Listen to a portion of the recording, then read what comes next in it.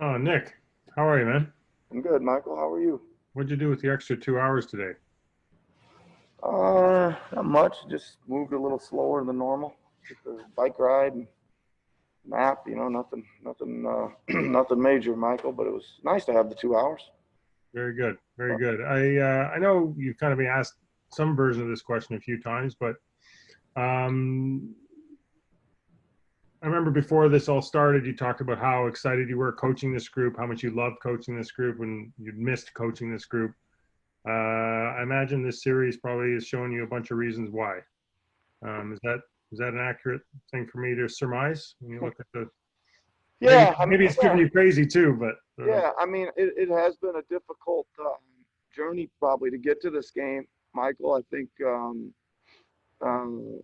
we're playing. They've played great, and they've really made things difficult on us. We haven't, I don't think, played as well. I just think there's individually and collectively as well as as we've seen ourselves, right? But we have at certain stretches and all that kind of stuff. And the one thing I do know is we deserve to be here in this game, and we're glad to be here. I appreciate that, Nick. Good luck Yep. tonight. Thanks, Michael. Going to go next to Josh Lewinberg from TSN. Hey Nick, What's happy up, Josh? Game 7. Thanks. You too. Um, there hasn't been much, if any, momentum shifting from game to game, individually or collectively, carryover. But for Mark, how big was that stretch to begin the third quarter, do you think, going into this game in terms of maybe getting his confidence back and seeing a few of those go down? Yeah, I mean, we hope it's big for us, Josh. I think it gave us a huge boost to start the second half the other night. But, as you know, each game always tells its own story and radically different from the last one.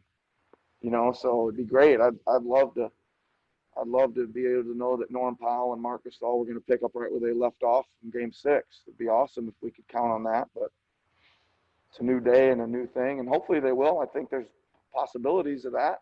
There should be some confidence there. Thanks, But Nick. but you know how it goes. Yeah. Thanks, Josh. Good luck. Thank you. Next question is going to John Schumann from NBA.com. Hey, Coach, I have a quick two-part question on that Tatum Van Vliet matchup that they were seeking for, I think, maybe most of the last 10 or 12 minutes the other night. One, does you having a center on the floor affect that chess match at all? And then two, if you've talked about that matchup for the last 48 hours or so, is it more about preventing it from happening or how you react to it afterwards? Well, I think first of all, I don't think good question. I don't think this having a center out there matters. I mean, it may, but I don't think so. I think it's they're going to find the plays they want to run and the switches that occur to get the matchup right. So that part, I don't think so. May need to think about that one a little bit more, but and then it comes down to just like anything else on these kind of things. John, you gotta try to decide if you're willing to live with it a little bit. Can he guard him enough? You know, B not let the switches occur, so he doesn't end up in that matchup. And then probably C, D, and E. What are you gonna do from there? Are you gonna double team him? Are you gonna push him to some help? Are you gonna tilt the floor and try to make it look not as crowded or whatever. There's are you going to come on the bounce? Are you going to try to get him on the spin dribble? There's lots of other things you do if you don't feel like it's a one-on-one matchup you can handle. So I guess you got to kind of see how it's going. Thanks. Good luck tonight. Yeah, thank you. Going next to Tim Bontemps from ESPN. It's kind of a weird question, Nick, but you guys have played in the same arena the first 6 games. Does it change anything, or is it kind of weird to switch for Game 7 now? That's a really good question. I didn't even know we were in the same arena the first the first 6 games, and I didn't even know we're moving. I haven't known the whole time I've been here which arena I've been in or the names of them or anything. So they all look really similar to me. the setup's about exactly the same at all of them, I think. So from my standpoint, it shouldn't affect me too much. I haven't been really that coherent as to where we've been playing. Does that answer your question at all? Certainly does. Good luck tonight. Thank you. Thank you. Next question goes to Tim Reynolds from the Associated Press, who's there in person.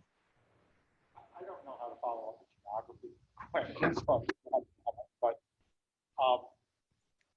we always have, and I'm probably as guilty of it as anyone. We have this Game 7 is just right, like it's just bigger than anything, it's larger than life, and there's always this belief that coaches have that proverbial giver speech ready to go. Is the inverse true? Like, you have to say anything different? I mean, you put in your game plan, you talk about what you're going to do, and do you have to make this any bigger than it already is? With its Game 7? I mean, normally no, Tim. I would say, I don't think there's, again, you're going to go over some really important keys that we think are really, really got to remind them, and they've heard them all. They've heard them all, but you got to try to pare it down a little bit so they can remember a 2 or 3 maybe on each side of the ball. And the rest of it, as far as motivating them or whatever, that's, yeah, they've been through a lot. They've been through a lot. They know the occasion. I don't think you're saying anything that's going to change their mindset or feeling towards that. Still might try. As coaches, we still might try to look for a magical sentence that resonates with them. But I think they're probably ready to go and ready to play it out on the court and see what happens. Final question for you, coach, is going to Eric Kareen from The Athletic. Hey, Nick. Good evening. Last year, the Game 7 you played in was sort of a choppy one. Not many guys on either team had their rhythm, their flow, and it sort of seems that that's the way that a lot of these games are. Is that your opinion of sort of Game 7s or do or die games, or is each one different to you? I haven't been in too many, right? How many have I been in, Eric? You know these things better than Or I do. championship games, or but yeah, with the Raptors, you've been in 4, I think. Oh, I was an assistant as well. Sure, let's use that. Yeah, I mean, I don't even really remember last year's Game 7 being choppy and not that good. I remember feeling really good about the game most of the time. I felt like we had even, maybe we weren't playing that great, but I felt like we had a grip on the game, right? I just remember, it seemed like us getting to the situation of the shot was really unfortunate. I think Pascal missed two free throws with 17 seconds to go. It was all kinds of weird things that we kind of had it, I thought, and I was really comfortable. If it went into overtime, I thought, okay, that was unfortunate, but we were going to be okay in the overtime. Fortunately we didn't. But to answer your question, I think you could see any array of game. I would say you're going to see a bunch of guys on both teams really competing in guarding, which usually makes it choppy, right? Really makes it hard to score and those kind of things. And hopefully it's a great game.